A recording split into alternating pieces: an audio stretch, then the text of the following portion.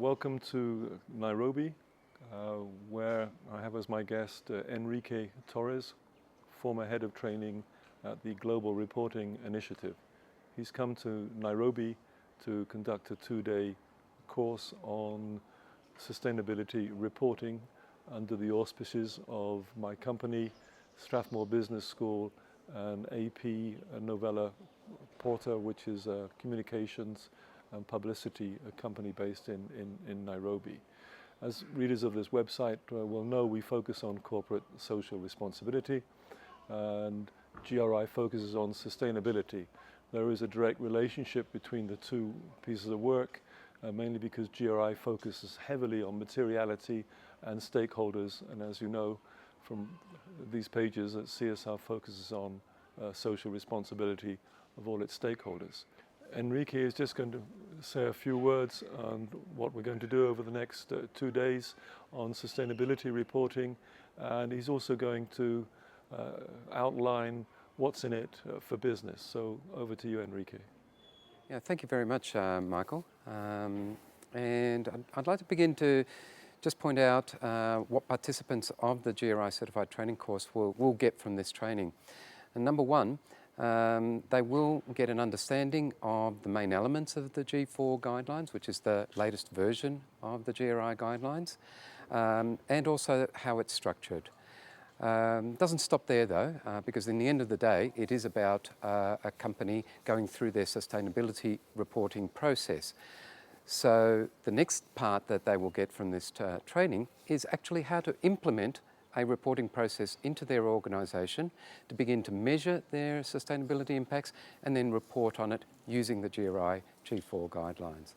And thirdly, lastly, the participants of this course will have an opportunity to actually read through and use sustainability reports that have been done by different organisations, and they'll be able to see how they're structured and how these organisations have actually applied the GRI guidelines to do their sustainability report.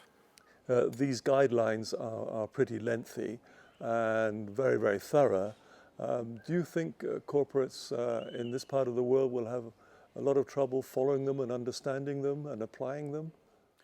Well, the beauty of the guidelines is that actually they are flexible enough to be applied by all different types of organisations, both in size, but also region. It does not matter in where they are operating. That was how the guidelines were developed, to be relevant to all types of organisations.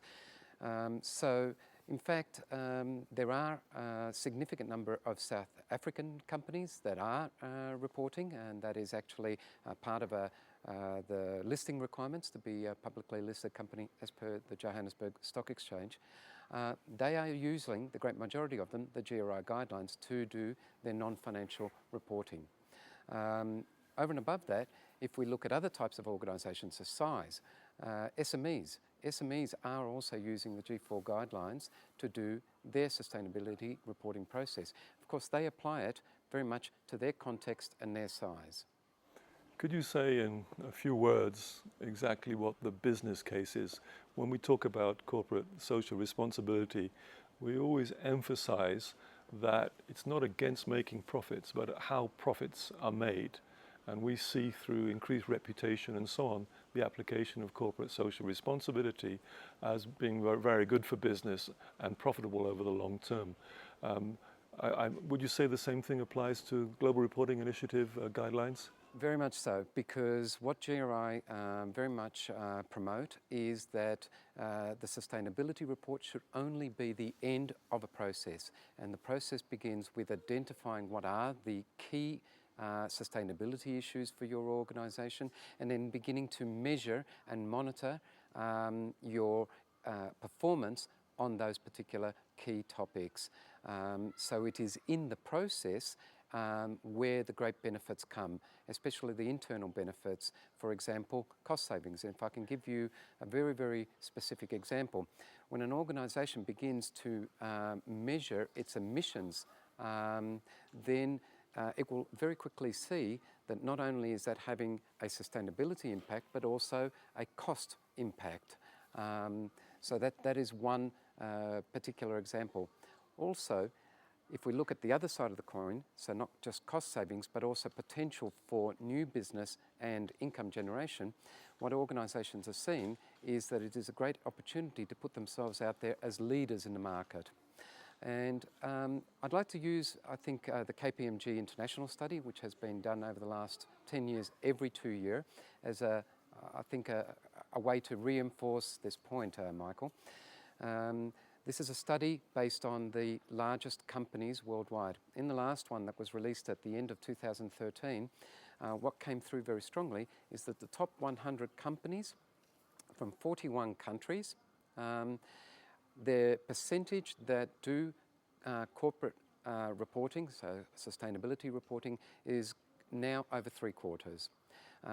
These companies are seeing that it is going beyond compliance. It's actually even going beyond risk management.